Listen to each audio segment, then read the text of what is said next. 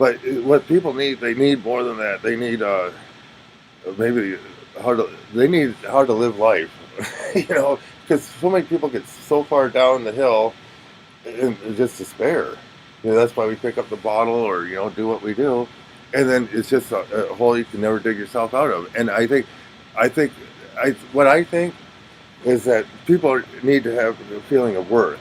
Because once you get that little bit of pride in you that you had a job well done, you want to build upon that. And we're put down so much and looked down that it's like, fuck it, why try? And I see that all the time with my humbum friends down there, you know? Yeah. But sometimes you go too far and they don't make it back. And I think there should be more than just throw your ass in detox for 7 days so you dry out. I mean, I don't know. I just think because I had a really good life. You know, I have a bachelor's in journalism from the University of Missouri. Alcohol fucked my world all over. You know, I had the nice condo, drove the BMW, all that shit. And it all went to hell like that. It was a quick landslide. So I'm not having a pity party, but I know that it can happen to anyone. I have friends attorneys that went from $1 million attorneys to heroin addicts. I had an optometrist friend, lost his practice, lost his wife, died, drank himself to death at 53, you know? It could be anybody. Addiction does not fucking see classes. It sees vulnerability. And vulnerability runs in all societies, every neighborhood. But yeah, it's just, yeah, it's sometimes, when I found out, you can't lie to yourself. I was sugarcoating shit to myself. You know, how does somebody talk to a counselor if they can't even be honest with themselves? That's first and foremost.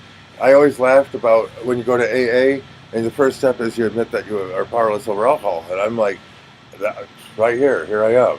But when it came to be honest with myself on all the issues surrounding that, I lied to myself left and right.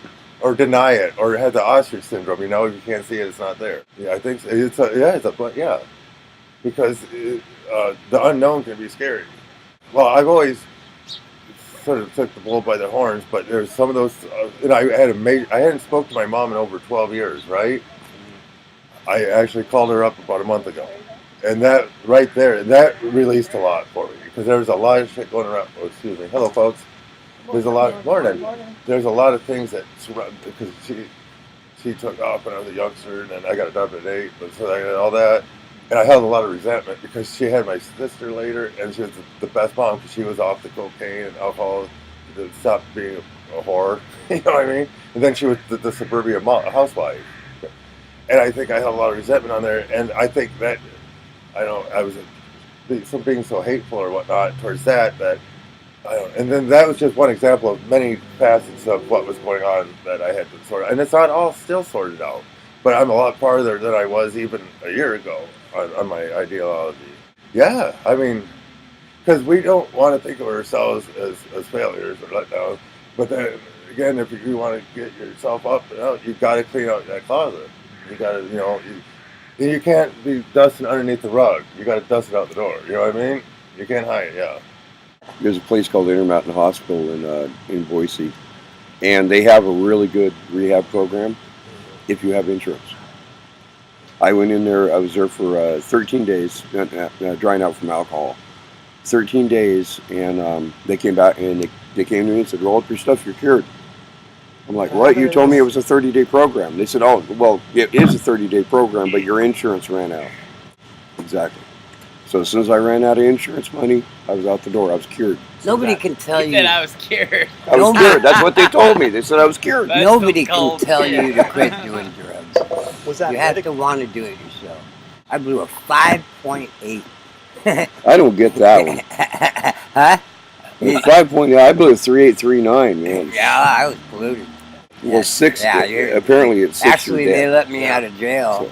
They were afraid I was going to go through some kind of weird detox and die on them or something, and they let me out of jail. I was still blowing a 2.5. They even took me to the hospital and had blood drawn to make sure the machine was right. They're banging on it. Okay, well, you know what you have to do here's to do another that? wonderful story. This is a professional alcoholic I am. Half a gallon of vodka. I'm out on parole for a DUI, in Idaho. I was out on parole. I did a year. I was out on parole for DUI. Well, I went to a birthday party, a friend's house. I drank a fifth and a pint. I blew a 3839. The cops trying to figure it out because I was still driving straight down the road. He didn't pull me over for weaving and bobbing. He pulled me over because he couldn't read the tag in my window. I just bought the car. So he recalibrated the machine because he said, "Man, this can't be right." He said, yeah. And I'm sitting there, I'm talking to him, carrying on a conversation with him. And he goes, "Seriously, are you this drunk?" And I said, No. "Not yet. If you hadn't stopped me, I probably would have because I still had another pint." It's about the pot. I make sure before the stores are closed, I always have enough. You gotta plan ahead. I always have enough. I always make sure. Look, I woke up this morning and I still had this. I haven't gone to the store yet. You know, I bought 3 last night. Okay, and that's what I got left out of 3. So I make sure I have what I need in the morning. Sometimes being cold and wet, you know,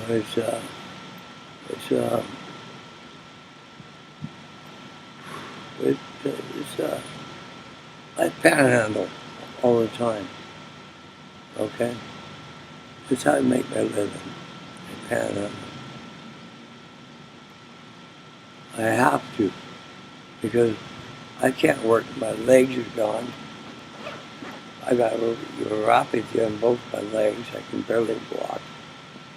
You know. Well, I lost my food stamp card the other day, about a week ago, and I've been too freaking lazy to go down and reapply for it. So I've been paying for my food out of the cash I had. You know. Yeah. Well, I'm going down every day. I think. You know. Today's Memorial Day. Well, maybe tomorrow. Yeah. Okay? So today I'll have to pay for my food, you know. But would people understand what it's like? I don't know. I think living on the street sucks. You know, you live in door jams, you live under the sidewalks, and you gotta get harassed by the cops. You know, they run you out, whatever. They make you pour your beer out. So you lose your beer. Yeah. But you know what? When you have no money in your pocket, and it's the last beer, and you're sick, and they don't understand that. You know, they don't understand that this is my medicine. Also the monotony. Yeah, like if you're just in one place all day long. Yeah. I just kind of trusted that it would work out. And that's how I live on a daily basis. It's just kind of like the universe will provide somehow, some way. Like yesterday, it pissed rained all day. It's like, okay, well, I don't have any cigarettes. I don't have any booze. Like, I could have a fucking seizure if I don't have any alcohol. And I sat in an alcove all day. And then someone came up and handed me $20. You tell me your alcohol consumption's at that level. Yeah, it's a downer. It's a downer just like heroin. But, like, I've been a heroin addict for 11 years, and I'm 24 years old. My first shot of heroin, I was 13. How did that happen? Boys. I've just done and been through so much at this point that, like, if it has not killed me yet, I don't know what will. I mean, I'm careful. I'm not, like, completely reckless. Which, I mean, like, it depends on what people's perception of reckless really is. Because to most people, like, my life would seem very reckless. But, like, to other people that also live this general kind of lifestyle, like, I think I'm pretty safe about the way that I do things. What does alcohol do for you?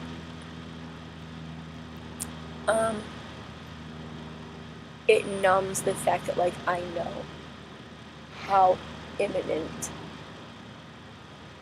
like, the collapse of this society is, and how nobody realizes it.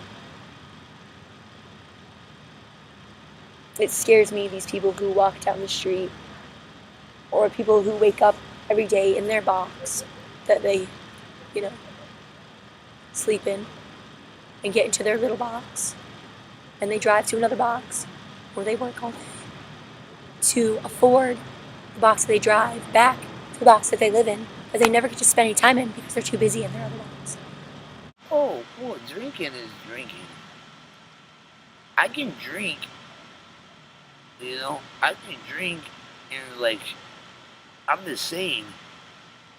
You know what I mean? When I can drink alcohol, and I'm the same when I drink as when I'm sober. There's been times where I got, like, really drunk really quick, and then, of course, you can be a jerk sometimes, you know. But for the most part, I don't drink to get drunk. I just drink to enjoy it, and I can drink all day and not be drunk, and I'd still be the same person. I'm just enjoying it. There's other times where I got really wasted, drunk, then you do stupid shit, like, you hear stories the next day. Yeah, been there, done that. I'm guilty of that too, but for the most part, I just sit on it all day and be the same person. It took me a little getting used to. My first few run-ins with the cops didn't go so well because I was used to Portland cops where they're just jerks and they want to take you out on a deserted road and beat the hell out of you and take you to the jail, whatever. You know, it's way different. It took me a little getting used to with the cops because I was sort of a jerk to them when I first met them. I was so used to Portland cops. There are a few jerks with cops. I would say that, and I can mention that. There are a few jerk cops, but for the most part, the cops here are, like, pretty cool. They're pretty decent. A lot different than Portland. Well, let's say this. In Portland, when I got took to detox in Portland, I was being a little bit of a jerk, but they would park all the way over in the corner. You know where Hooper Detox is in Portland? The cars would park all the way over in the corner. I'd be hobbled, handcuffed, and hobbled. They picked me up out of the car like a suitcase, dropped me on the deck, and then dragged me face first across the parking lot to the door. My whole blood be pouring down my face. They'd be like, oh, he fell. In Portland, if you're drunk and you ain't got no warrants, they can take you to detox if you've been drinking. They don't take you to jail like they do here. They take you to detox. But well, you know, the cops will be jerks and they'll drag your face all the way across the parking lot to get you to the door to take you in. Blood pouring down your face. They're like, oh, he tripped and fell. That's how cops is in Portland. They don't got a detox here, but they don't do that here. This ain't Portland. Well, people detox in the jail here. Exactly. They take you to jail. They cite you and release you here. If you ain't got a warrant here, but if you've been drinking, they'll take you to jail. They call it cite and release because you've been drinking. And then they hold you until you blow, and then you get out. In Portland, they take you to detox, and you get out in like 2 hours. Between 2 to 4 hours, usually, is what they keep you in the detox. Yeah. I actually got kicked out of detox once. This is a true story. This is years ago. The cops took me there. Detox, see one look, it was me. They're like, oh no, we're not taking Mr. Hall. The cops was madder than piss. They're like, they had no choice. They have no warrants. They ain't got nothing to hold me. They had to uncuff me. They released me right there at detox. I live like 5 miles away in North Portland. But they had to let me go. I was like, oh yeah, I just got refused by detox. This is awesome. Well, no, actually, there's a longer story than that, because first couple times I went to detox, they were cool, right? And then one time I was drunk, I was being an ass, right? Well, it should be like, if you're an ass, they throw you in the isolation room, right? But it's only be for that visit. Well, every time I'd come in, they'd automatically throw me in the isolation room. So of course I'm going to be a drunken asshole jerk. You throw me in the isolation room, I don't get no water, I don't get no soup, I don't get shit. Uh-huh. Of course I'm going to be a jerk and kick the doors and all that. It's like, why don't you guys put me in the... You know, I screwed up one time. It should be individual basis, you know, every time. Every time, put me in the big tank, see how I do. If I screw up in the big tank, then throw me in the isolation tank. But I was going in the isolation tank every time, so yeah, I was being a jerk. That's how I got kicked out. They're like, oh no, we don't want this guy. But no, actually, and then I talked to him, I'm like, you know why I'm always a jerk? You guys always throw me in the isolation tank every time. Of course I'm going to be a jerk.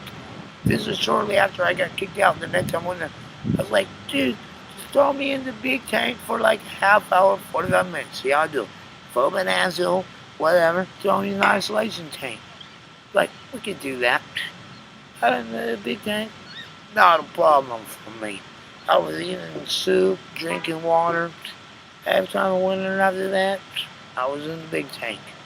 Yeah, it's a lot better than being in the jail, though. You can get... I'd rather do detox than the side and release from the jail for being drunk. Because they can hold you... I've had this jail hold me for 23 hours. 23 and a half hours before on a side and release for being drunk. Did you get any withdrawal in that time? No, this was like years ago, before I started drinking as much as I did. And I've actually been cutting back, so... What would happen if you quit drinking now? Oh, I don't quit drinking. I just wean myself down. You know, when you're kind of in danger. Oh, yeah. This jail's held me for like 18 hours. The last time I was supposed to do 5 days. I was in jail 18 hours. They woke me up the next morning. They said, roll up, you're being released. I said, I got 5 days. Credit for time served. Roll up, you're being released. They kicked me out after 18 hours. I told them, I was like, I want to be sick. I didn't puke in the jail. I don't know how the hell I did. I didn't eat nothing or drink nothing. But I was in there, water, nothing. I made it 20 feet outside the jail door and left a puddle like this. It was like thick, syrupy Mountain Dew. And this was like 8 o'clock in the morning or something. It's like, they're selling beer. I was like, I was like, I gotta head up to the table. I gotta find somebody. I need to get a beer in me. I need to get well. It was like a year and a half ago. It's probably a liability to have you in the jail for too long. I didn't want